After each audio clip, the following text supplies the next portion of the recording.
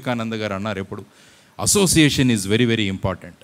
మనం ఎవరితో కలిసి ఉంటున్నాం, ఎవరితో మనం ఉంటున్నాం, దానివల్ల మన యొక్క విలువ కూడా పెరుగుతుంది. అదే ఆయన అంటారు, వర్షపు చుక్క మన చేతిలో పడితే అది మంచినీళ్ళుగా మనం తాగొచ్చు అంటారు ఆయన.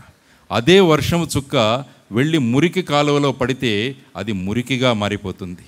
అదే వర్షపు చుక్క ఎక్కడైనా హాట్గా ఉన్న సర్ఫేస్ మీద, వేడిగా ఉన్న ఒక ప్రదేశం మీద పడితే అది ఆవిరైపోతుంది.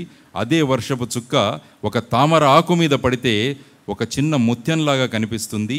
అదే వర్షపు చుక్క వెళ్ళి ఒక ఆలి చిప్పలో గనక పడితే అది ముత్యంలాగా మారుతుంది అని స్వామి వివేకానందుల వారు చెప్పారన్నమాట. అంటే మనం ఎక్కడ పడుతున్నామన్నది చాలా ముఖ్యం అన్నమాట.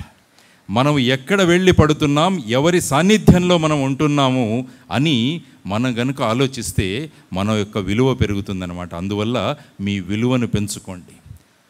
Add value to your life everyday. ప్రతిరోజు మీ యొక్క విలువలను పెంచుకుంటూ మనం వెళితే, ఒక రోజు కనుక మన సెల్ఫీ తీసుకుంటే ఆ సెల్ఫీలో మన చిత్రం స్వామి వివేకానందుల వారిలాగా కనిపించాలన్నమాట. ఆ సెల్ఫీలో మీ చిత్రం ఏపీజే అబ్దుల్ కలాం లాగా కనిపించాలన్నమాట.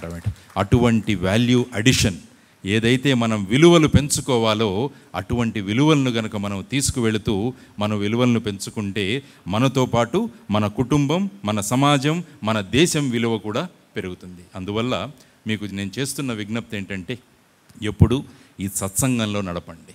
సత్సంగం అంటే మంచి వ్యక్తుల కలయికను సత్సంగం అంటాం మనం.